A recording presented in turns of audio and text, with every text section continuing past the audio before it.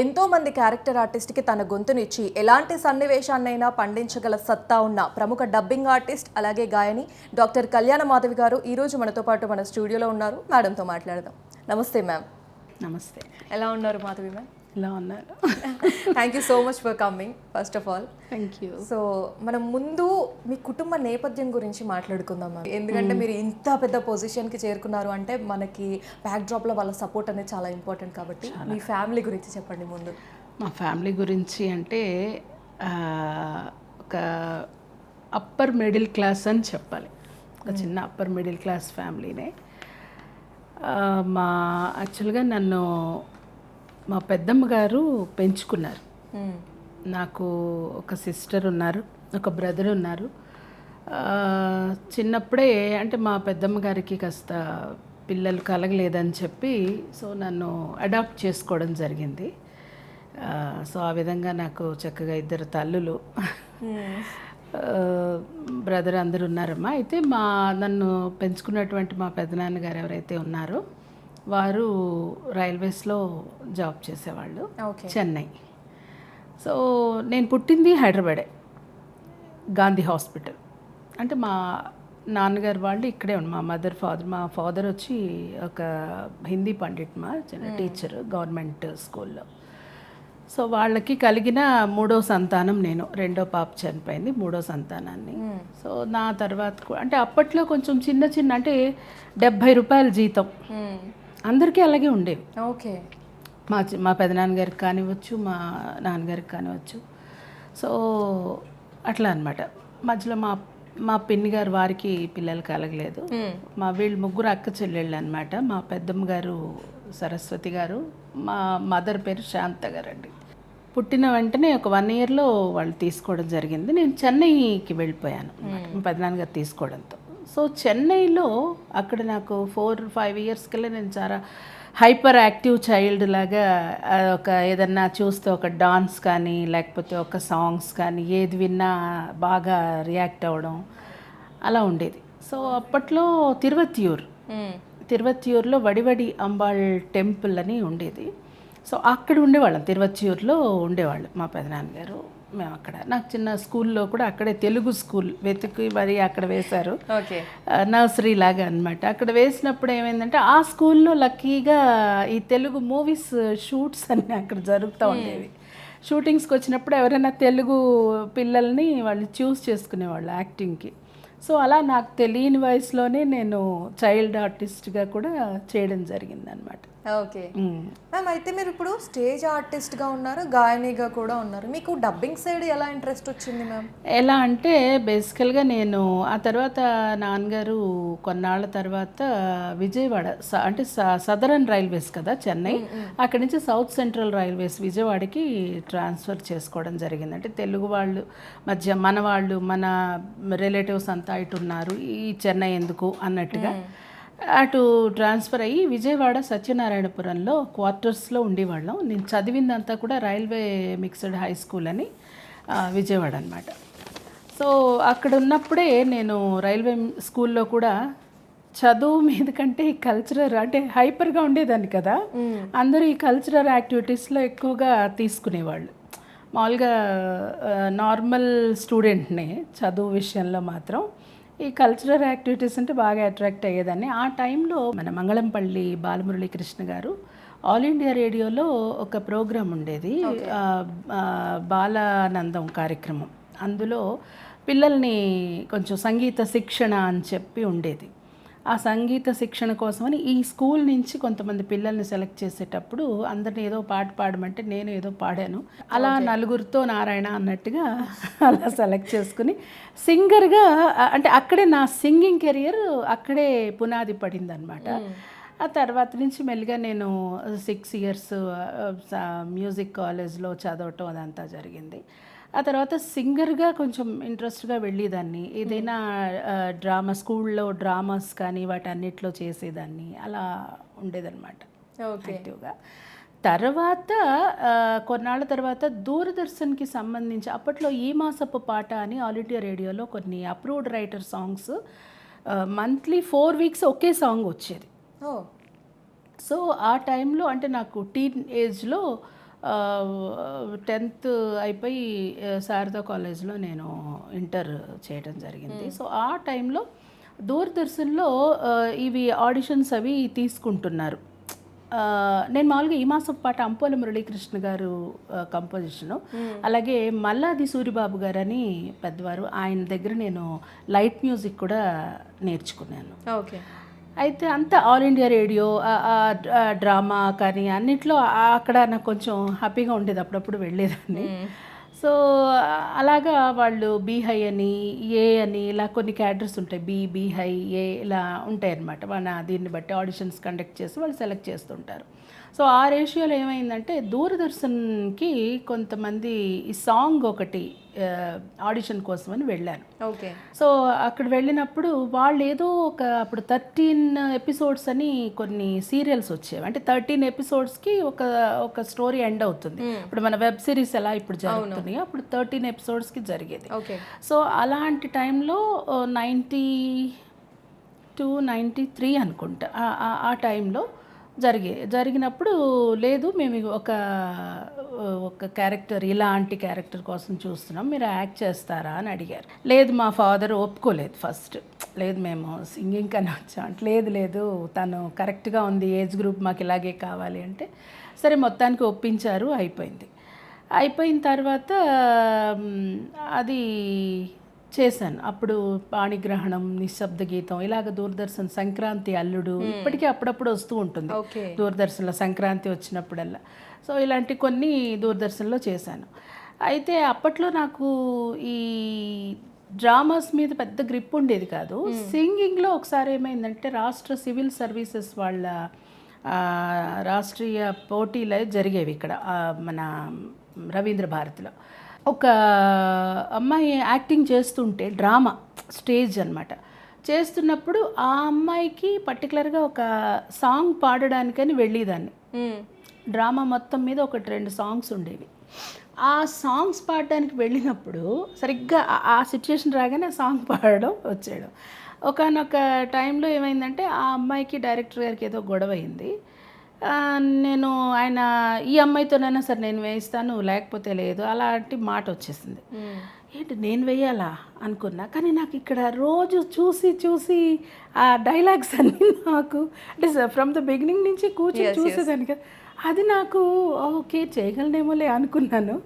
సరే అనుకున్న తర్వాత నన్ను ప్రిపేర్ చేశారు. ఇక్కడ రవీంద్ర భారతిలో వచ్చినప్పుడు నాకంటే ఎలా ఉండేదంటే, అమ్మాయి ఆహార్యం అయిందా అంటే, ఆహార్యం అంటే భోజనం అనుకున్నాను. నాకు ఆహారం అనుకుని ఇప్పుడే భోంచేశానండి అన్నాను.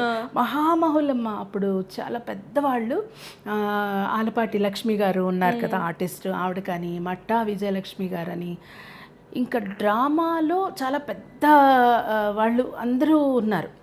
అందులో నా దానికి ఏమొస్తుందిలే, నేను నా లెవెల్ బెస్ట్ చేశాను, బాగా చేశాను. తర్వాత నేను ఏదో షాపింగ్కి అది వెళ్ళాను. సరే ఈ అమ్మాయికి జ్యూరీ అవార్డు వస్తుందిలే అనుకున్నారు, కానీ బెస్ట్ యాక్ట్రెస్ నాకు వచ్చింది. ఓకే. వచ్చిన తర్వాత ఆ రోజు జడ్జెస్ ఎవరంటే ఎంఎస్ రెడ్డి గారు, మన పద్మనాభం గారు, ఇలా వీళ్ళందరూ ఉన్నారనమాట. వెంటనే చెన్నైకి సంబంధించిన కొన్ని సీరియల్స్లో నేను టక్ మని ఒక 4-5 సీరియల్స్లో నా డేట్స్ తీసుకోవడం అలా జరిగిందనమాట. సో అది మళ్ళీ చెన్నై. ఓకే. అట్లా. మాధురి మ్యామ్, ఇప్పుడు సంగీతానికంటే మనం శిక్షణ తీసుకుంటాము, ఇప్పుడు ఈ డబ్బింగ్ కోసం కూడా ఏదైనా మనం శిక్షణ తీసుకోవాల్సి ఉంటుందా? నన్ను అడిగితే మాత్రం నేను ఎవరి దగ్గర శిక్షణ తీసుకోలేదు. ఎలా అంటే, నేను యాక్ట్ చేశానని చెప్పాను కదా, చేసినప్పుడు నా వాయిస్ నేను డబ్బింగ్ చెప్పాలి. అంటే నేను డబ్బింగ్ చెప్పాలన్నా కూడా నేను శిక్షణ తీసుకోవాలంటే కాదు కదా. అవును. సో మీ వాయిస్ మీరే చెప్పాలి, ఎంత టైం అంటే అని, సరే నా వాయిస్కి నేను చెప్పుకున్నాను మెల్లిగా, ఏదో లిప్ సింకింగ్. అంటే ఇక్కడ ఒకటి, కొంతమంది డైరెక్ట్ ఆర్టిస్టులు చాలామంది, కొంతమంది ఇప్పుడు చాలామంది కూడా చెప్పరు డబ్బింగ్స్. అంటే అది ఒకసారి ట్రై చేస్తారు, 2 సార్లు ట్రై చేస్తారు. ఆ లిప్ సింక్ చేయడం ఒక ఎత్తు అయితే, ఆ ఎమోషన్ ఏదైతే ఉందో అది క్యారీ చేయటం ఆల్ ఆఫ్ సడన్. ఇప్పుడు నేను ఎక్కడో వస్తాను, ఇంట్లోంచి తయారై వస్తాను, ఇప్పుడు వెళ్తాను వేరే ఒక దగ్గర, ఏంటంటే అమ్మ ఇప్పుడు తల్లి చచ్చిపోయింది, మీరు ఏడవాలి. ఆల్ ఆఫ్ సడన్ ఆ ఎమోషన్లో, అంటే మనం పరకాయ ప్రవేశం చేయాలి ఆ క్యారెక్టర్లో. సో అది అందరూ చేయలేరు, అంటే వాళ్ళ వాయిస్ వాళ్ళు కూడా చాలామంది చెప్పుకొని వాళ్ళు ఉన్నారు. అవును. అలాంటప్పుడు ఏం చేస్తారు, వాళ్ళకి డబ్బింగ్ చెప్పించాలి. సో నేను ఇలా చెప్పుకునే టైంలోనే ఎవరో వేరే క్యారెక్టరు ఆ అమ్మాయి రాలేదు, కొంచెం అమ్మాయికి ఒంట్లో బాగాలేదు, మీ వాయిస్ ట్రై చేస్తారా అన్నారు. అవునా, సరే చూద్దాం అనుకున్నా. నాకు ఎలాగైతే నా వాయిస్కి నేను చెప్తానో అలాగే ఆ అమ్మాయికి చెప్పడానికి ప్రయత్నించాను. చాలా సింక్ అయింది. నాకు చాలా థ్రిల్ అంటే నా వాయిస్కి చెప్పుకోవడం కంటే కూడా పక్క వాళ్ళకి చెప్పడం నాకు చాలా గమ్మత్తుగా అనిపించింది. ఇదేదో బాగుందే అనిపించింది. సో అట్లా ఏంటంటే మనం ఇక్కడ బాగా ఉన్న థియేటర్కి వెళ్ళి వాళ్ళు పర్మిట్ చేస్తే మనం కనీసం 1 అవర్ అయినా మనం అక్కడ కూర్చుంటే సీనియర్ మోస్ట్ అందరూ వచ్చి చెప్తుంటారు కదా, ఒక మూవీలో అన్ని క్యారెక్టర్స్ ఉంటాయి, అవును, లేదు ఒక సీరియల్లో నెంబర్ ఆఫ్ క్యారెక్టర్స్ ఉంటాయి. ఈ క్యారెక్టర్స్ అన్నిటికీ ఒక్కొక్కళ్ళు వచ్చి చెప్పి వెళుతుంటారు. వాళ్ళు చెప్పేటప్పుడు వాయిస్ ఎలా చెప్తున్నారు, ఎమోషన్ ఎలా క్యారీ చేస్తున్నారు, మనం ఎలా మార్చాలి, ఎలా చెప్పాలనేది ముందు అబ్జర్వేషన్ అనమాట. చేస్తూ చేస్తూ చేస్తూ ఉంటే అలా రోజుకు ఒక 1 అవర్ కానీ అలా చేస్తూ మనం ఆ క్లిప్పింగ్స్ని మనం తీసుకుని డౌన్లోడ్ చేసుకుని ఆ క్లిప్పింగ్స్కి మనం వాయిస్ సింక్ చేయటం మనం కూడా చేయొచ్చు. అంటే ఒకప్పుడు ఇన్స్టిట్యూషన్స్ ఏం లేవు కదమ్మా, మేము చేస్తున్న అంటే కొంతవరకు నేను చెప్పాను, ఇంకా ప్రాక్టీస్ చేయాలి అనేటప్పటికి నేను ఫాలో అయిన మెథడ్ నేను చెప్తున్నా. కొన్ని డౌన్లోడ్ చేసుకుని మనం ఏది ఆండ్రాయిడ్స్ వచ్చిన తర్వాత మాట, అంతకుముందు అది కూడా లేదు, ఎన్నిసార్లైనా అన్ని టేకులు. అలాగే సింగింగ్ కూడా ఎట్లా ఉండేదంటే అన్ని మాన్యువల్, ఎక్కడైతే ఆపామో ఇప్పుడు సుశీల గారు జానకి గారు ఇలా పాడేటప్పుడు ఫ్రమ్ ద బిగినింగ్ నుంచి కూడా వాళ్ళు అందుకని పాటని చాలా ప్రాక్టీస్ చేసేవాళ్ళు. అట్లా మనం ఏంటంటే చెప్పేటప్పుడు ఇప్పుడు సిస్టమ్ మారింది, ఏ ట్రాక్ ఆ ట్రాక్ తీసుకుని సింక్ చేసేస్తున్నారు. అప్పుడు అలా కాదు, ఏదైనా యావిడ్ సిస్టమ్ ఏదో ఉండేది అప్పుడు, ఫ్రమ్ ద బిగినింగ్ నుంచి మళ్ళీ చెప్పాలి. సో అందరికీ ఎంత ఇన్కన్వీనియంట్గా ఉండేది అది. సో ఆ టైంలోనే ఎలా చాలా జాగ్రత్తగా ఉండేవాళ్ళు, అలర్ట్గా ఉండేవాళ్ళు. ఇంకొకటి డైరెక్టర్ గారికి ఇలా కావాలి, ఆ ఎమోషన్ ఇలా క్యారీ అవ్వాలని చెప్తే అక్యురేట్గా అది చెప్పడానికి ట్రై చేసేవాళ్ళం. లక్కీగా ఓకే అయితే ఓకే, లేదా మళ్ళీ రీటేక్స్ ఉంటాయి.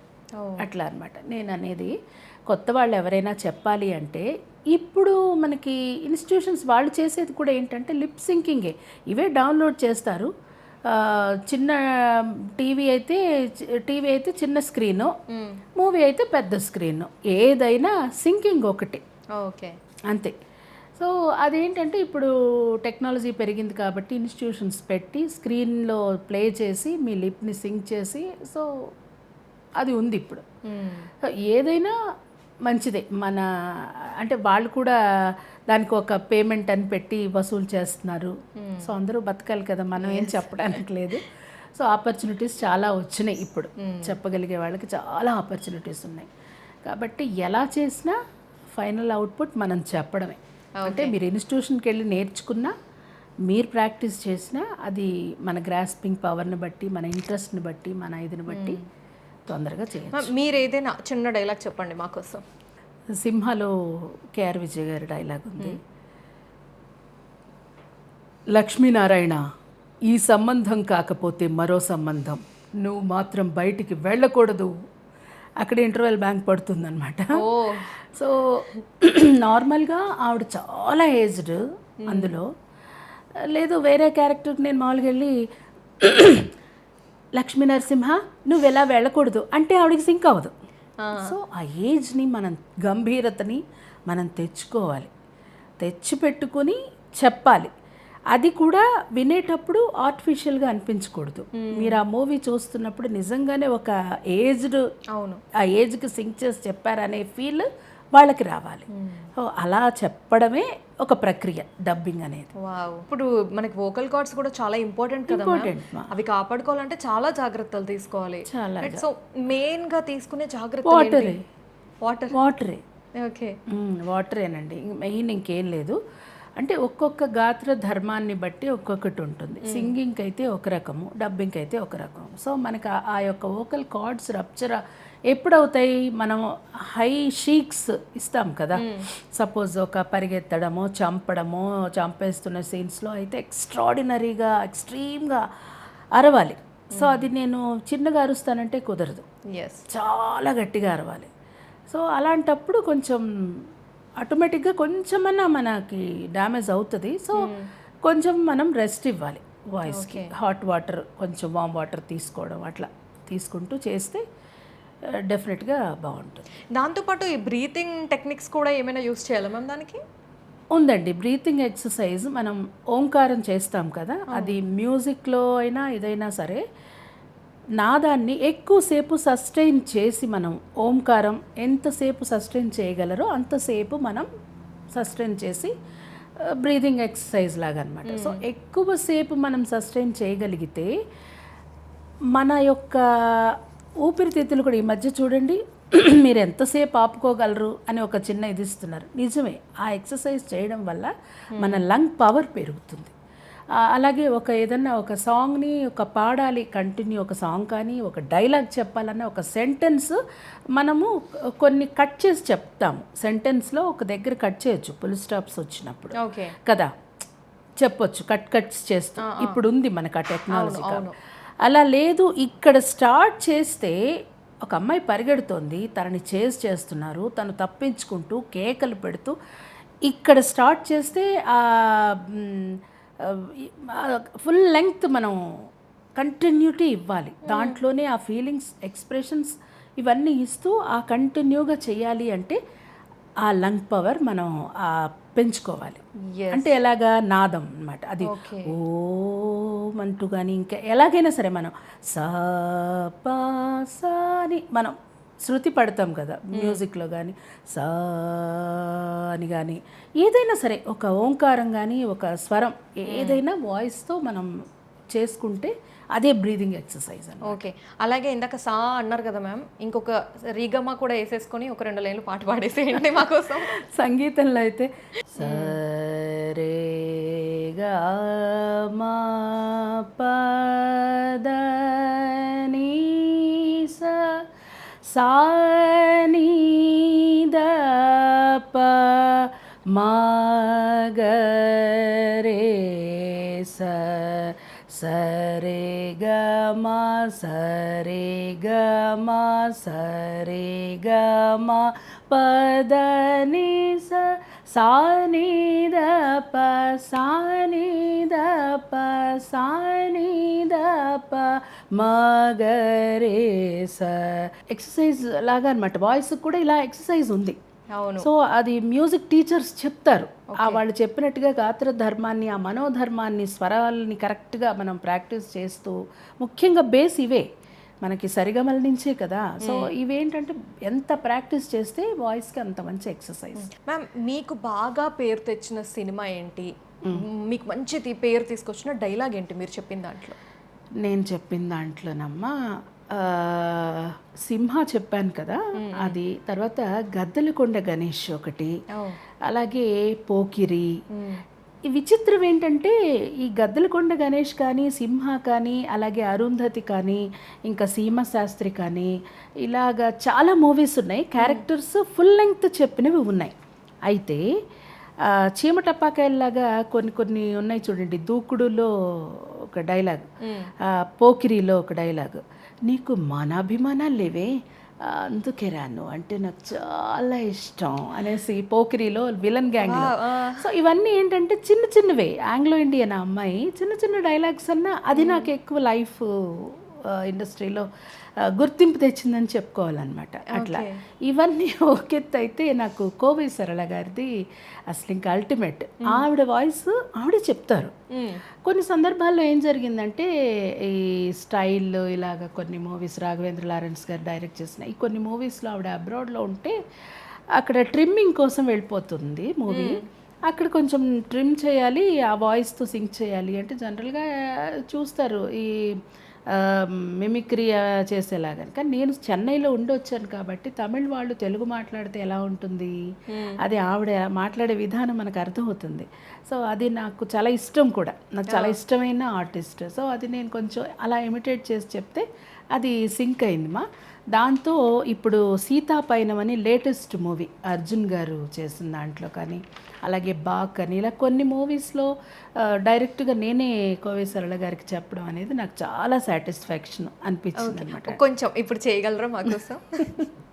అదే లారెన్స్ గారు మూవీ బాగా అందరికీ నచ్చిన ఏమండి కాపీ అని దడేయాలంటూ ధర్మారపు సుబ్రహ్మణ్యం గారు సౌండ్ పొల్యూషన్ కదా కొంచెం, ఏమండి కాపీ కాఫీ సరేనే నువ్వేంటి అలా తేడాగా వంకరగా నించున్నావు, రెస్పెక్ట్ ఏమండి మందులోకి 2 జోడాలు తెచ్చుకోండి మందు తాగుతాము అనమాట. అది తర్వాత సరే నేను ఎండన పడొచ్చాను, నా మొహానికి కాస్త మజ్జిగో మంచి ఇంట్లో ఒక్క పండు కూడా పెట్టలేదు, ఏ పండు పెట్టి నేను జ్యూస్ చేసి తీసుకుని రాను అంటుంది. లోపలికి వెళ్తుంది, జ్యూస్ చేసి తీసుకొస్తుంది.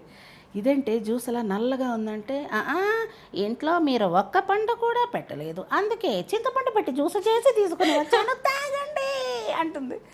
So good. ఇలా అనమాట. తమిళ్ తెలుగు మాట్లాడితే అయితే ఈ సీతాపైనంలో వచ్చి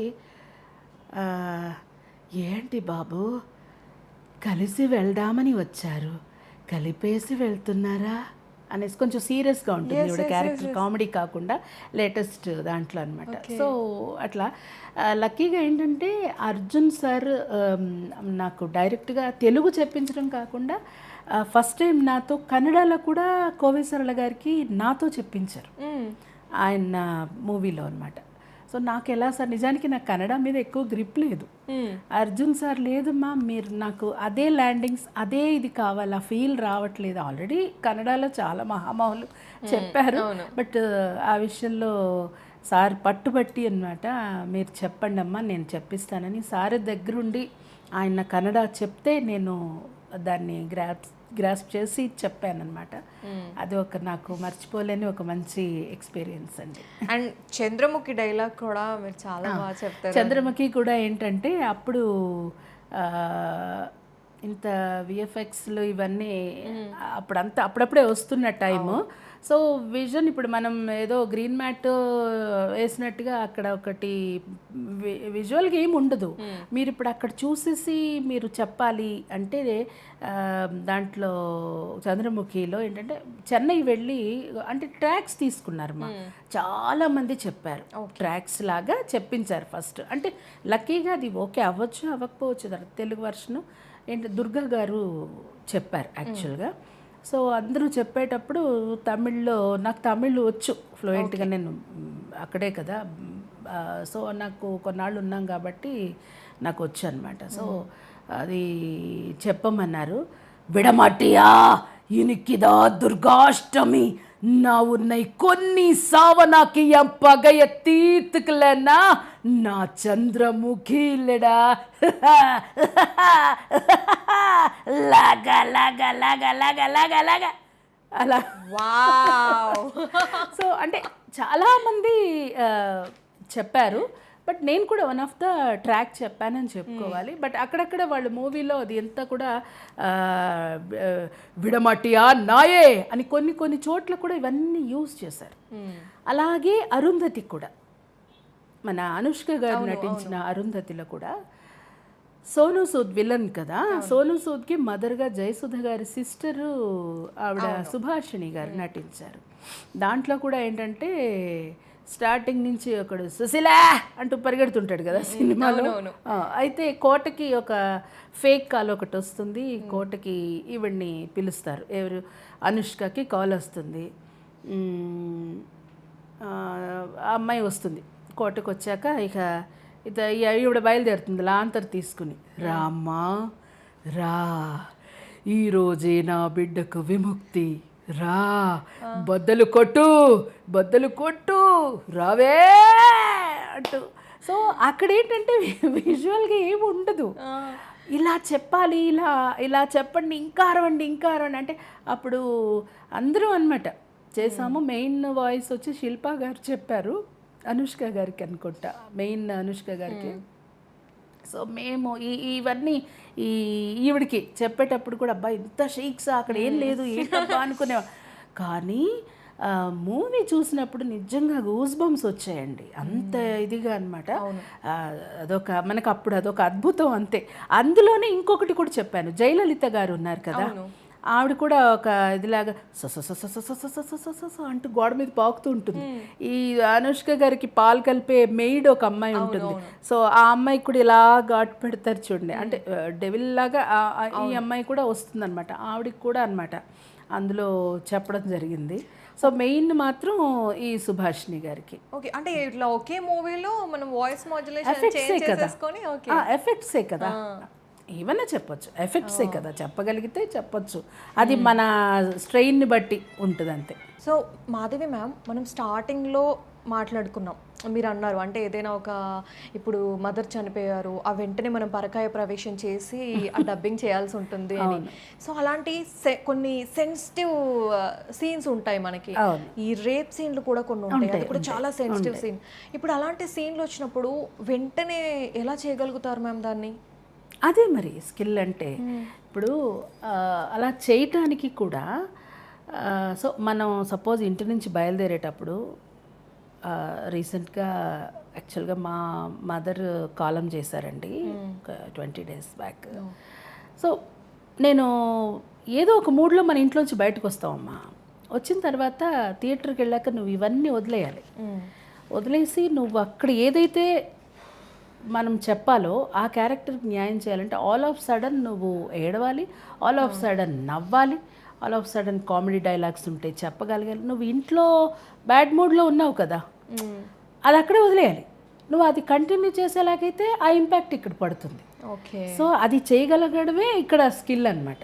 డబ్బింగ్ ఆర్టిస్ట్ అనేవాళ్ళు అంటే ఆర్టిస్ట్తో సమానం అంతే కదా, తను అక్కడ విజన్లో కెమెరా ముందు యాక్ట్ చేయటం కాదు, ఆ వాయిస్కి మనం ఇంత పెద్ద ఇప్పుడు ఇన్స్పెక్టర్ ఉన్నారు సపోజ్, గంభీరంగా కావాలి స్వరం, అలా కాకుండా అతనికి కొంచెం పీలగా ఉండే గొంతు ఎవరన్నా పెట్టారనుకోండి, సపోజ్ మన రాజశేఖర్ గారికి సాయి కుమార్ గారు డబ్బింగ్ చెప్తారు, ఎంత గంభీరంగా ఉంటుంది ఆ డైలాగ్, ఎంత ఫెమిలియర్, నా ఈ సింహాలైతే అని చెప్తారు కదా.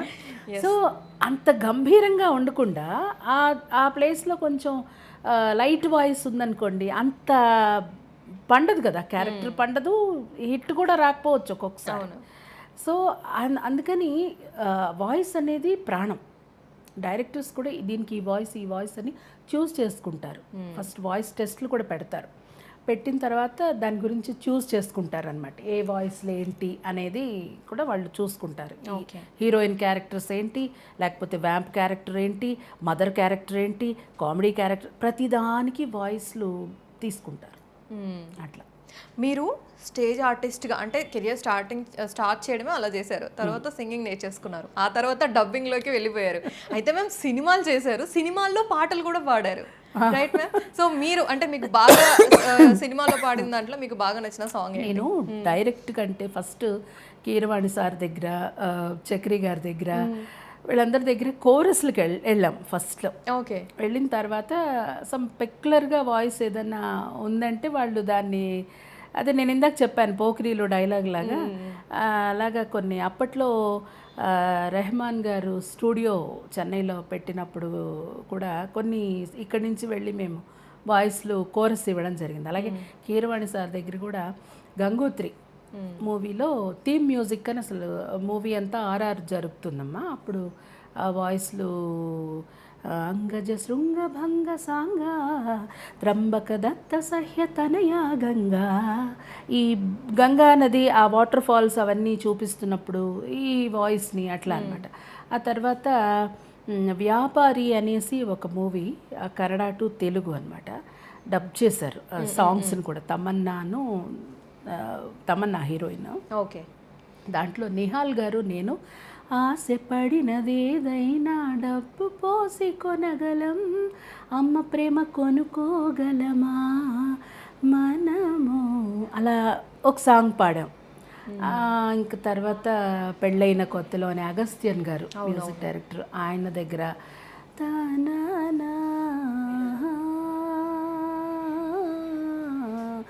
మూవీ అంతా అదే మ్యూజిక్ వెళ్తుంటుంది.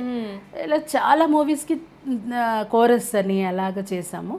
ఆ తర్వాత చక్రి గారి దగ్గర ఆయన చాలా ఫుడీ అనమాట చక్రి సార్. సో ఇప్పుడు కౌశల్య గారు అని సింగర్ ఉన్నారు కదా, తను ఎక్కువ పాడారు చక్రి గారి దగ్గర. వాళ్ళ సిస్టరు సుధా అని, నేను, ఇంకా మాధవి, రామ్, సీత ఇలా కొంతమంది కోరస్కి వర్క్ చేసినప్పుడు ఆయన ఫుడీ లోపల తేగలు యాపిల్స్ అన్నీ పెట్టుకొని కన్సోల్ రూమ్లోనే ఉండేది. అయితే ఆయన కొంచెం బయటకు వెళ్ళినప్పుడు కొంచెం సరదాగా వెళ్ళి తేగలు అవి తీసుకుని మేము తిన్నాం, ఒక 2 తేగలు తీసుకుని. సో ఆయన వచ్చిన తర్వాత ఎవరో తేగలు తీసుకున్నారు, ఇక్కడ దొంగతనం జరిగింది అని చెప్పి నెక్స్ట్ స్వరం పాడాల్సిన చోట అది అమ్మ నాన్న తమిళమ్మాయిలో నన్న నానే నానే నన్న బబుల్ గమ్ ఏదో సాంగ్, ఆ సాంగ్లో చికి చికి తాగ చికి చికి తాగ చికి చికి తాగ తాగ తాగ అని అనిపించారు ఆయన. స్వరం పాడాల్సిన ప్లేస్ లో. సో అంత అది హిట్, కానీ అదే బీట్ మ్యామ్ ఎగ్జాక్ట్లీ వింటున్నప్పుడు అదే హిట్ అయింది అట్లా అన్నమాట. సో చాలా ఎంజాయ్ చేసేవాళ్ళం. కానీ అనుకోకుండా అంటే ఏ జోనర్ కా జోనర్ అమ్మా, కాకపోతే డబ్బింగ్లో లైఫ్ ఎక్కువ వచ్చింది, ఎక్కువ ఆపర్చునిటీస్ వచ్చాయని నేను అట్నుంచి స్విచ్ అయ్యానే తప్ప, లేకపోతే చాలా మిస్ అయ్యాను సింగింగ్లో. ఏమో మంచి సాంగ్స్ పాడేదాన్నేమో ఇంకా అని అనిపించింది. ఓకే, ఇప్పుడు కార్టూన్స్ మ్యామ్ నేను విన్నది ఏంటంటే ఒకేసారి ఒక 4 క్యారెక్టర్స్కి ఏదైనా, లేదంటే యానిమల్స్ కానీ ఏదైనా ఉంటే టక్ టక్ టక్ మని గొంతు మార్చి చెప్పేస్తారు అని విన్నాను, అది నిజమా మ్యామ్? నిజమే. ఇది వరకు చెప్పాను కదా, ఇప్పుడంటే వేరే వేరే ఇప్పుడు ఏఐ వచ్చేసి మొత్తం ఒక్కటి చెప్తే ఆ డైలాగ్తో మొత్తం నీ వాయిస్ని అలా సృష్టిస్తే అంత టెక్నాలజీ వచ్చేసింది. కానీ మేము చెప్పే టైంలో ఒక 15 ఏళ్ళ క్రితం మాట చెప్తున్నాను, ఒక డిజ్నీ కానీ ఇలా కొన్ని ఉన్నాయి, వాటిల్లో పక్కనే వస్తాయి. కార్టూన్ ఫిల్మ్స్ తీసుకోండి, ఒక చిన్న కుందేలు, ఏనుగు, ఇలా ఒక కుందేలు నేను ఇప్పుడే బయటకు వచ్చాను నాకైతే నేను అనేసి అదేదో అంటుంది, ఇక్కడ ఏదో తినడానికి ఏదైనా ఉందనుకుంటే అని అంటుంది. ఓయ్ నేను ఏనుగుని, మిమ్మల్ని అందరినీ తినేస్తాను, తొరివేస్తాను అంటుంది. ఇంకోటి సింహం వస్తుంది, నేను రా ఈ అడవికి రాజుని, మీరందరూ కలిసి ఏం చేస్తున్నారా అనేసి ఏదో. ఈలోగా ఇంకొక యానిమల్ ఉంటుంది, అది బాబోయ్ నాకు భయంగా ఉంది, ఇవన్నీ కలిసి ఏమిటేమిటో చేసేస్తున్నాయి, నేను పారిపోతున్నాను, రే నేను చూస్తూనే ఉన్నాను. ఇలాగా అంటే ఒక్కటే వాయిస్తో మనం ముందుగా ఇది దాని తర్వాత ఇది ఆ టైమింగ్ చూసుకుని, వాటికి ఏం లిప్ ఉండదు కదా, కెకబెక అని ఏదో అంటాయి, వాటి అరుపుకు కూడా మనం సింక్ చేసి, రైటర్ ఎవరో రాస్తారు డైలాగ్, దీన్ని అక్కడ సింక్ చేసేయాలి. సో వరుసగా అన్నిటికీ ఒకేసారి చెప్పుకుంటూ రావాలి, ఇలా ఉండేది. ఇప్పుడు అలా కాదు, హ్యాపీగా జింకకొకళ్ళు, దీనికొకళ్ళు, పిచ్చుకొకళ్ళు, కుందేలుకొకళ్ళు ఇలా జరుగుతుంది. సో అప్పుడు అది ఫ్లోలో చెప్పేది వాళ్ళం, చాలా టఫ్ అమ్మ. అలా చెప్పగలిగే వాళ్ళం చాలా తక్కువ మందే ఉన్నాము. సో అలా చెప్పి అలాంటి ప్రయోగాలన్నీ చేశాము కాబట్టే ఇప్పటికీ ఇంకా సర్వైవ్ అవుతున్నాం. ఇంత కాంపిటీషన్ ఉన్న దీంట్లో కూడా మేము ఇంకా సర్వైవ్ అవుతున్నామంటే అప్పుడు చేసిన ఆ సాధన అని చెప్పుకోవాలి. మ్యామ్ మీరు అన్నట్టు ఇప్పుడు ఆల్రెడీ కాంపిటీషన్ చాలా ఎక్కువైపోయింది, చాలా. అసలు వాయిస్తో కూడా పని లేదమ్మా. పెద్ద కాంట్రవర్సీ ఏంటంటే, అని ఒకటిమ్మా, ఇది నేను మీడియా పరంగా చెప్పదలుచుకునేది ఏంటంటే, ఏఐ వల్ల చాలా వాళ్ళకి వర్క్ పోతుంది. దయచేసి అలా చేయకండి. మనం నిజంగా ఉన్నది అప్రాకృతం అంటారు వీటన్నిటిని, అంటే ఆర్టిఫిషియల్గా ఉన్నది ఆర్టిఫిషియలే, న్యాచురల్ అనేది మనం ఇంత ఇదిలో కూడా మనం దేనికోసం ఇవి కోసం చూస్తుంటాం కదా, మనం ఏమంటాము వాటిని కూరగాయలు కానీ ఇవన్నీ కూడా న్యాచురల్గా దొరికే వాటి కోసం మనం ఎందుకు వెళ్తాం చెప్పండి.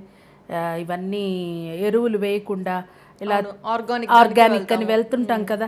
సో నిజమైన మాన్యువల్ వాయిస్లు ఆర్గానిక్ లాంటివి, ఆర్టిఫిషియల్ ఆల్రెడీ ఉంది, మెన్షన్ చేశారు. సో దానివల్ల ఏంటంటే మన మనుగడల్ని మనని దయచేసి ఎవరు ఏమనుకోవద్దు, ఈ ఈ ఇలా చెప్తున్నాను, ఆర్టిఫిషియల్ ఎప్పుడు ఆర్టిఫిషియలే ఎస్ కదా, దాన్ని కూడా ఒక మనిషే సృష్టించాడు.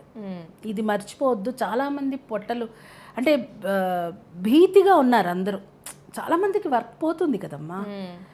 ఇలా నువ్వు చెప్తున్నా ఇప్పుడు ఇవి కొన్ని వస్తున్నాయి మనకి, వాయిస్లో వస్తున్నప్పుడు చూడండి, దానికి ఒకటి ఇస్తే అది అప్ అండ్ డౌన్ అవుతుంటుంది వాయిస్లో, మళ్ళీ దాన్ని సరి చేయడానికి మనిషే చెప్పాలి. అవును. సో అందుకని ఆర్టిఫిషియల్ దానికి ఏఐ వాయిస్లకి వెళ్ళకుండా మీరు ఏఐతో పెద్ద పెద్ద పిక్చర్సే తీయొచ్చు. ఎస్, పెద్ద పెద్ద పిక్చర్స్ ఏఐలో అసలు ఈ కోటాను కోట్లు ఖర్చు పెట్టకుండా అక్కడ విజువల్గా చాలా సృష్టించి దాంట్లో కొన్ని క్యారెక్టర్స్ పెట్టి, ఈ మధ్యన చూడండి పల్లెటూరి వాతావరణం, భర్త భార్య ఒక పచ్చడి చేసుకోవడం, ఇంటికి కూరగాయలు తేవటం, ఇలాంటివి ఏఐతోనే చేస్తున్నారు చాలా. మనకి రీల్స్లో కానీ ఇవన్నీ వస్తున్నాయి, చాలా ముచ్చటగానే ఉంది. కానీ వాయిస్లకు వచ్చేటప్పటికి న్యాచురల్గానే తీసుకోండి. మీరు ఎంత పెద్ద ఏఐతో సృష్టించిన ఉన్నా కూడా వాయిస్లు మాన్యువల్గా ఆర్టిస్టులతో తీసుకుంటే సక్సెస్ అవుతుందని నా ఉద్దేశం. ఎందుకంటే మనం ఇప్పుడు మ్యామ్ ఇప్పుడు సీజీ చేసిన అంటే ఇప్పుడు లయన్ కింగ్ లాంటి సినిమాలు వచ్చినప్పటికీ దానికి కూడా మళ్ళీ మనుషులతోటే డబ్బింగ్ చెప్పించారు. లయన్ కింగ్ లో కూడా నాని గారు, అలాగే మెలిఫిసెంట్ అని డిజ్నీకి నేను వాయిస్ చెప్పానమ్మా. మెలిఫిసెంట్ అని ఆంజలినా జూలీ, ఆవిడకి నేను వాయిస్ చెప్పాను. ఆవిడకి తెలుగు వర్షన్ నేను చెప్పాను, హిందీలో ఐశ్వర్య రాయ్ గారు చెప్పారు ఓకే ఆమెకు. అలాగా ఒక్కొక్క లాంగ్వేజ్లో అందులో ఫెమిలియర్ వాళ్ళని చూసుకుని వాళ్ళు చెప్పించారు. సో లక్కీగా నా వాయిస్ కనెక్ట్ అయింది, నాది ఓకే అయింది, చెప్పడం జరిగింది. చెప్తున్నా అట్లా వాళ్ళు కూడా మనుషులతోనే చెప్పించారు. అప్పుడు మరి ఏ లేదు కదా. సో కొంతవరకు బాగుంటుంది. మరీ అన్నీ అలా అయిపోతే మాత్రం పెరుగుట విరుగుట కొరకేలాగే ఏదైనా విపరీతంగా తీపి కానీ కారం కానీ ఏదైనా కొత్త మోజే, పాత రోత కొత్త వింతే. ఆ ఎమోషన్స్ని కనెక్ట్ చేయలేరు. చేయలేరు. ఆ ఎమోషన్ పండించాలంటే న్యాచురల్గా చెప్పే దాంట్లోనే ఇది ఉంటుంది. కాబట్టి ఆర్గానిక్గానే ఉండండి. Yes ma'am. అయితే ఇంత జర్నీలో మీకు ఎన్నో అప్రిషియేషన్స్ వచ్చి ఉంటాయి, దాంతోపాటు అవార్డ్స్ కూడా వచ్చి ఉంటాయి. సో మీరు అసలు మర్చిపోలేనటువంటి ఒక గొప్ప అప్రిషియేషన్ ఏంటి అండ్ మీ అవార్డ్స్ గురించి చెప్పండి. గొప్ప అప్రిసియేషన్ అంటే పెద్దగా అవార్డ్స్ ఏం కాదు, కానీ పర్వాలేదు. నాకు లాంగ్ బ్యాక్లో ఒక నంది రావడం జరిగింది దూరదర్శన్ నుంచి. తర్వాత మధ్య మధ్యలో బెస్ట్ యాక్ట్రెస్ అని ఇలాంటివన్నీ వచ్చినాయి. అయితే డబ్బింగ్లో మాత్రం లేటెస్ట్గా వాగ్దేవి అవార్డ్స్ అని పెట్టారు. డబ్బింగ్ అంటే అంతకుముందు కూడా వచ్చాయి, కానీ లేటెస్ట్గా మాత్రం వాగ్దేవి అవార్డు ఒకటి రావడం జరిగింది. ఇంకా నేను సాంగ్స్లో ఒక సాంగ్ని చేయడం జరిగింది. నేను ఆ సాంగ్కి అప్పుడు జాగృతి సంస్థ నుంచి కొంతమందిని సజెస్ట్ చేశారు. ఈ ఒక డాక్టరేట్ ఇవ్వడం జరిగింది నాకు అప్పుడు లాంగ్ బ్యాక్ 22 ఆ టైంలో వరంగల్లో ఫెలిసిటేషన్ జరిగిందమ్మా. సో అదొక మైలురాయిగా చెప్పుకోవాలి. అవార్డ్స్ కంటే కూడా ఓకే, అవార్డ్స్ అనేది మనకి గుర్తింపు వచ్చింది అనడానికి, అవార్డ్స్ కంటే కూడా మంచి ఆపర్చునిటీ వస్తే అది క్యారెక్టర్ పరంగా కానీ ఎలాగైనా ఆపర్చునిటీస్ అంటే అన్ని రకాల వాయిస్లో మనం చెప్పగలిగామంటేనే అది అవార్డుని మించిన సాటిస్ఫాక్షన్. అయితే ఇప్పుడు ఒక మెసేజ్ ఇచ్చేలాంటిది, అలాగే కాంట్రవర్సీ కూడా వచ్చు, నాకు తెలియదు, నేను అది అడుగుతాను. నేనైతే కాంట్రవర్సీ చేయను. యాక్చువల్లీ అదేం పెద్ద కాంట్రవర్సీ కాదు మ్యామ్. జస్ట్ ఇప్పుడు మనకి ఉమెన్స్ డే రాగానే ఫస్ట్ ఉమెన్ని మన వాళ్ళు ఒక పోస్టర్ చేస్తారు. ఎలాగా అంటే మనకి చంకలో ఒక బిడ్డను ఎత్తుకొని, తర్వాత వెనకాల అమ్మవారిలాగా ఒక 10 చేతులు పెట్టేసి, ఒక చేతిలో ల్యాప్టాప్, ఇంకో చేతిలో చీపురు కట్ట, ఇంకో చేతిలో గరిట, మల్టీ టాస్కింగ్ ఉమెన్ అన్నట్టుగా మన వాళ్ళు పెడుతూ ఉంటారు. అయితే మీరు ఇప్పుడు స్టేజ్ ప్రోగ్రామర్గా చేస్తూనే, డబ్బింగ్ చేస్తూనే ఫ్యామిలీని కూడా బ్యాలెన్స్ చేస్తున్నారు. అంటే ఒక మల్టీ టాస్కింగ్ ఉమెన్ అనుకోవచ్చు. సో మీరు ఎలా బ్యాలెన్స్ చేస్తున్నారు అండ్ అంటే దీన్ని నార్మలైజ్ చేయడం కూడా ఓకేనా? విమెన్కి మల్టీ టాస్క్ అనేది ఇన్బిల్ట్ క్వాలిటీ, అది ఎవరు చెప్పక్కర్లేదు. విమెన్ చేసినంత సాక్రిఫై కానీ. అయితే ఇక్కడ చిన్న విషయం, ఎవరు కూడా ప్రేక్షకులు కూడా ఎవరు ఏమి అనుకోకండి. నాకు అనిపించింది నేను ఇక్కడ మీతో షేర్ చేసుకుంటున్నా. ఏంటంటే విమెన్ అంటే ఖచ్చితంగా ఇలాగే ఉండాలి అనేది లేదు. మల్టీ టాస్క్ అంటే అది ఆ సాటిస్ఫాక్షన్గా మనం చెయ్యాలి అనుకుంటేనే చేస్తుంది.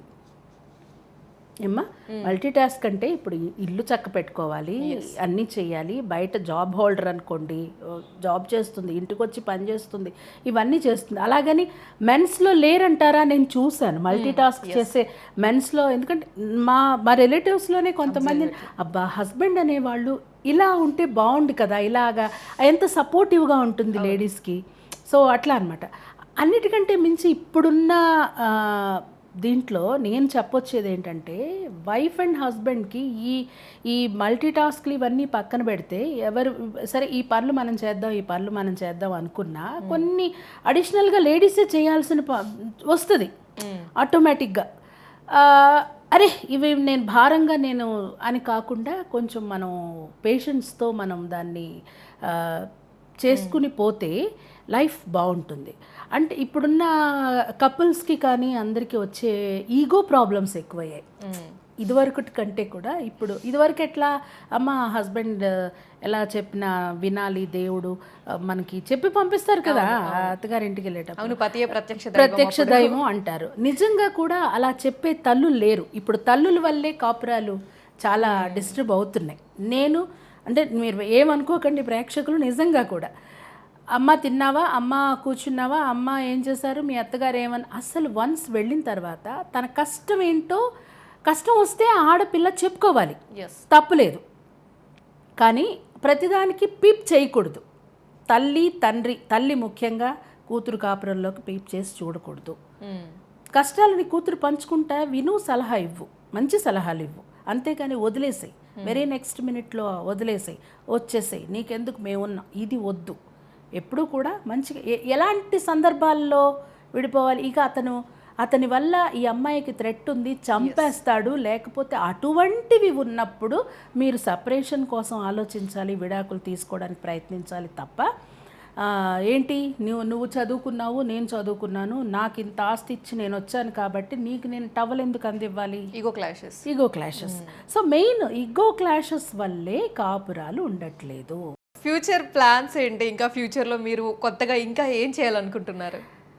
కొత్తగా అంటే కొత్తగా ఏం చేస్తామమ్మా, మనం ఉంటే వర్క్స్ చేస్తాము. వీలైతే భగవంతుడు నాకు అనుకూలించి ఫైనాన్షియల్గా ఇప్పటిదాకా నేను సర్వైవ్ అయ్యాను. అంటే ఒకటమ్మా మనకి ఫైనాన్షియల్ సెటిల్మెంట్ ఒకటి ఇలా ఉంటుంది మనకి.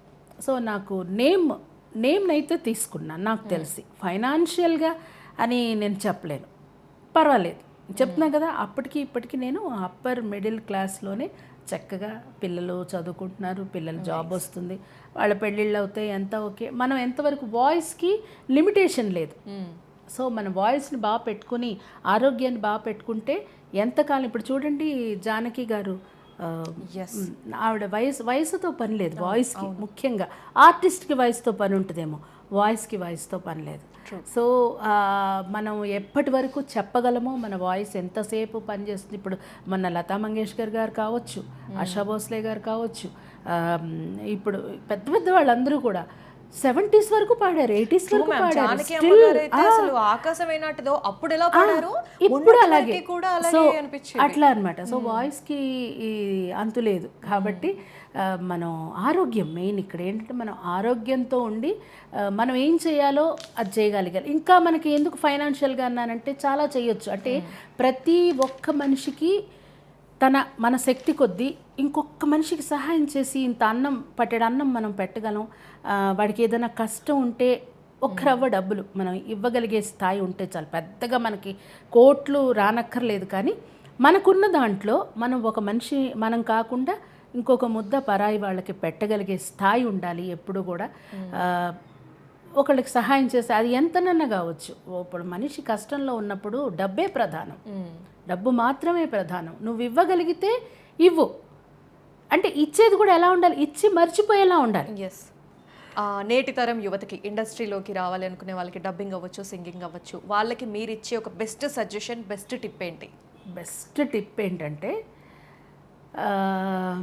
ఇప్పుడు అందరూ చదువుకుంటున్న పిల్లలే, వాళ్ళ మాటలు మధ్యలో మీడియేటర్స్ అని ఎవరో చెప్పారు, ఏదో చేశారు అని కాకుండా అంటే నాకు ఉదాహరణ ఒక మంచి ఫ్యామిలీ నుంచి పిల్లలు ఒక అమ్మాయి వస్తే నిజంగానే దీనికి ప్రాపర్ గైడెన్స్ కావాలి.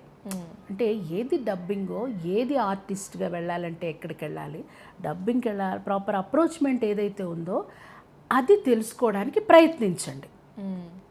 ఎందుకంటే గూగుల్లో కానీ దీంట్లో అన్నిట్లో కూడా డబ్బింగ్ క్రాఫ్ట్కి సంబంధించి 24 క్రాఫ్ట్స్కి సంబంధించిన ఇన్ఫర్మేషన్ ఉంటుంది. సో అక్కడ వెళ్ళారు, అది జెంట్స్ కావచ్చు, లేడీస్ కావచ్చు. లేడీస్కి ఒక రకమైన ప్రాబ్లమ్స్ అయితే జెంట్స్కి కూడా ఉంటాయి ప్రాబ్లమ్స్ కదా, కెరియర్ స్టార్టింగ్లో. సో వాళ్ళు చెప్పుకోరు, వీళ్ళు చెప్పుకుంటారు. ఇది మనం అందరూ ఎక్స్పెక్ట్ చేసే విషయమే. కానీ అలా కాకుండా మీరు ఏదైతే అనుకుని, ఇప్పుడు నేనున్నాను, నేను ఒక మ్యూజిక్ నేర్చుకున్నాను, నా దగ్గర ఈ టాలెంట్ ఉంది, నేను ఇది చేయగలను. ఫస్ట్ మీరు ఇంట్లో నుంచి బయలుదేరాక బయటకు వెళ్ళాక ఎక్కడెక్కడికి వెళ్ళాలి, ఏం చేయాలని ఫిక్స్ అయ్యి ఇంటికి వస్తాం.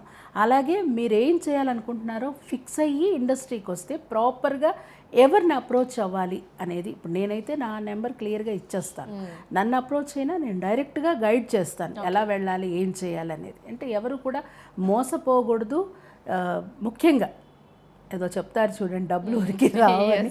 అంటే వీళ్ళు ఇండస్ట్రీలోకి వెళ్ళడం సంగతి అటుంచండి, మధ్యలో ఒక అనాథరైజ్డ్ కొంతమంది వీళ్ళని ఫ్లర్ట్ చేస్తారు. సో దానికి వీళ్ళు గురి కాకుండా ఉండాలి అని నా ఇదనమాట. సో అందుకని వీళ్ళు ప్రాపర్గా వచ్చే వాళ్ళందరూ కూడా ఖచ్చితంగా ఎవరిని కలవాలి, ఒక ప్రాపర్ ఇన్స్టిట్యూషన్సా, లేకపోతే మా డబ్బింగ్లోకి రావాలనుకుంటే డబ్బింగ్ క్రాఫ్ట్ నెంబర్స్ కానీ అన్నీ పెట్టాం మేము. మధ్యలో ఎవరినో కలిసి ఏమీ చేయకండి. డబ్బులు ఎవరు చాలా మోసపోయారు, చాలా డబ్బులు కట్టారు వేరే వాళ్ళకి. ఈ కార్డు కోసమని వేరే ఎవరికో కడితే, లేదు మేడం నేను మొన్న కట్టాను, అక్కడ 15,000కే ఇస్తున్నారు కార్డు, మేము అక్కడ కట్టాము అనేసి అంటే ఇందులో చాలా ఉన్నాయమ్మా. సో అలా కట్టామంటే అది వ్యాలిడ్ కాదు. సెంటిమెంట్ది చూశాను, అలాగే ఇందాక చంద్రముఖిది కొంచెం హారర్లో, థ్రిల్లర్ది అన్నీ చూశాను. నాకు డౌట్ ఏంటంటే మ్యామ్, ఎప్పుడైనా మనం బయట కొంచెం రొమాంటిక్గా మాట్లాడాలంటేనే మనం కొంచెం బెరుగ్గా ఫీల్ అవుతాం.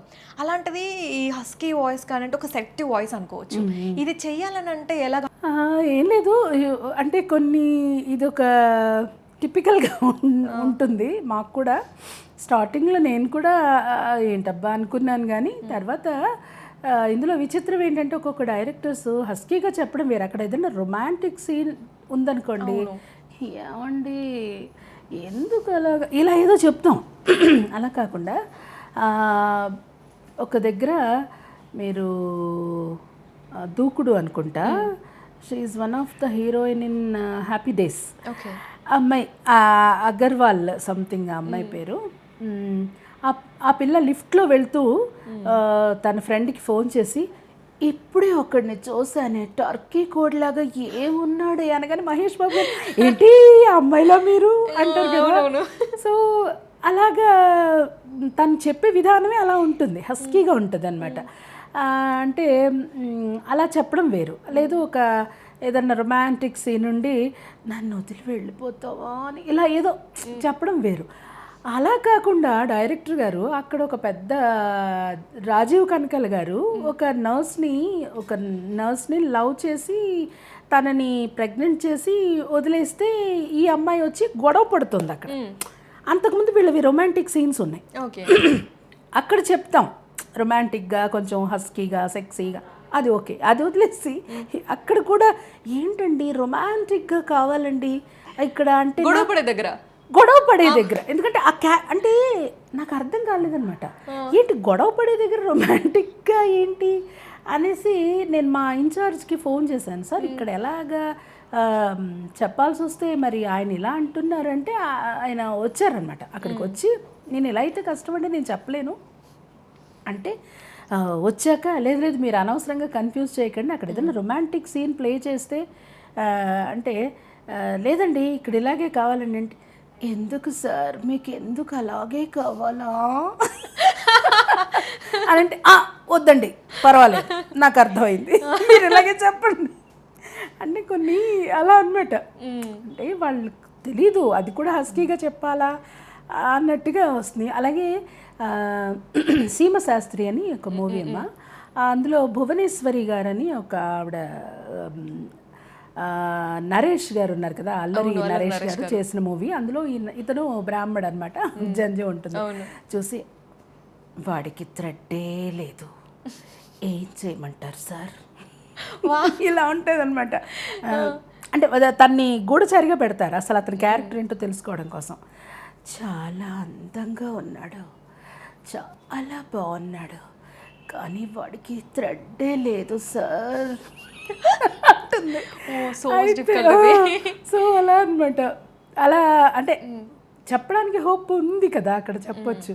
అలాగే ఇంకొకటి మన కరాటే కళ్యాణి గారిది తెలుసు కదా, అబ్బా ఓపెన్ అయిపోయాడు అని ఒక మూవీలో చెప్తుంది. బ్రహ్మానందం గారి నేను బావిలో పడేస్తారు ఆవిడ్ని. అయితే తర్వాత అనమాట ఇంకొక డైలాగ్ కూడా చెప్తుంది అనమాట, బాబీ మనం చాలా ఓవర్ అయిపోతున్నాం బాబీ. ఇది చాలా ఫేమస్ డైలాగ్ మ్యామ్, చాలా ఫేమస్ అండి. బాబీ మనం చాలా ఓవర్ అయిపోతున్నాం బాబీ అనేసి అదొకటి. మళ్ళీ అబ్బా ఓపెన్ అయిపోయాడు. ఇలాగా కొన్ని మూవీస్లో ఉంటాయి. హస్కీగా అంటే ఆ సిచ్యుయేషన్ బట్టి చెప్పడం జరుగుతుంది అనమాట, అంతకుమించి ఇంకేం లేదు. మరి షకీలా గారికి కూడా చెప్పాను నేను, నిజానికి చాలా మంచి ఆవిడ. చెప్తున్నాను కదా, మనం ఆవిడ కూడా నాకు చెప్పిన ఒక సందర్భంలో ఆవిడ కలిసినప్పుడు చెప్పిన విషయం ఆల్రెడీ ఇంటర్వ్యూస్లో కూడా చెప్పారు. అవకాశాలు ఎలా వస్తే దాన్ని గ్రాబ్ చేసుకోవడానికి తను అలాగే తప్ప వేరే ఏం లేదు. అది వేరే రకంగా పోర్ట్రేట్ అవుతుంది కాబట్టి ఆవిడ నిజంగా నాకు చక్కగా రాజావాణ్యం రెడ్డి గారి మూవీస్లో చెప్పాను నేను, కొన్ని మూవీస్లో ఆవిడకి చెప్పించాను అనమాట. వేరే సందర్భంలో నెల్లూరు దగ్గర వాళ్ళ ఓన్ సొంత ఊరు ఏదో ఉంది అక్కడ వెళ్ళినప్పుడు కలిసి చాలా అప్రిషియేట్ చేశారు, చాలా బాగా చెప్పారు. నాకు నిజానికి వేరే మూవీస్ కూడా వచ్చినా నేను ఇంతవరకే చెప్పాను అంతే. ఏది చెప్పినా కూడా మనం ఆ జోనర్కి న్యాయం చేయాలంతే. మనం ఫెరోషియస్గా చెప్పినా, హస్కీగా చెప్పినా, సీరియస్గా చెప్పినా, end of the day it's a profession అంతే. సో అది కొంచెం నాకు సాటిస్ఫాక్షన్. అంటే నేను ఓకే. అది ఇంకొకటి లాస్ట్ చెప్తున్నానమ్మా, ఇవన్నీ చెప్పడానికి ఒక చిన్న రీజన్ ఉంది. నేను కెరియర్ స్టార్టింగ్లో నాకు ఎవరు అవకాశాలు ఇవ్వలేదు. ఓకే. ఎందుకంటే అవకాశాల కోసం వచ్చినప్పుడు అందరితో పాటు నువ్వుంటే కాదు, నువ్వేంటి స్పెషల్. సో నేను అప్పటికే నేను చెన్నైలో నడిగర సమాజ్లో అక్కడ కృష్ణ వీడియోస్ అని ఉండేది. నన్ను ఇంట్రడ్యూస్ చేసింది కూడా ఘంటసాల రత్నకుమార్ గారు, డబ్బింగ్స్కి ఇంట్రడ్యూస్ చేసింది. సో ఇక్కడ వచ్చినప్పుడు నేను అవకాశాల కోసం అని వెళ్ళినప్పుడు నన్ను కనీసం స్టూడియో లోపల కూడా నన్ను రానివ్వలేదు. 4-5 రోజులు ఒక్కొక్క స్టూడియోకి తిరిగితే డబ్బింగ్ చెప్తారంటరా అనేసి 4 రోజులు ఉన్న తర్వాత ఒకరోజు సెక్యూరిటీ గార్డ్ అలా కదమ్మా, ఇలా వీళ్ళని అడుగుతాను, పాపం మీరు 4 రోజుల నుంచి తిరుగుతున్నా. అలా వెళ్తే లోపలికి వెళ్ళిన తర్వాత హెడ్సెట్ పెట్టుకుని, నేను అప్పటికే చెన్నైలో చెప్పున్నాను, హెడ్సెట్ పెట్టుకుని మైక్ ముందు కూర్చుని నేను చెప్పడం స్టార్ట్ చేశాక, మేడం మీరు ఎప్పుడన్నా చెప్పారా, మరి చెప్పాలి కదా మేడం ముందే. అయినా సరే వేరే క్యారెక్టర్స్ ఏం లేవు మేడం, ఒక ముసలావిడ క్యారెక్టర్ ఉంది, చెప్తారా? సరే చెప్తాను. చెప్పను అంటే అక్కడ పోతుందేమో అన్న ఉద్దేశంతో చెప్తాను అని నేను సింగింగ్లో ఒక చిన్న ఇది ఏ వాయిస్కి అది ఇమిటేట్ చేయడం. అప్పుడు ముకుంద ముకుందలో చివరిన కమల్ హాసన్ గారు ముసలాయ ఇది ఉంటుంది కదా, అలా ఎక్కడో ఎక్కడో అని ఇలా ఉంటుంది.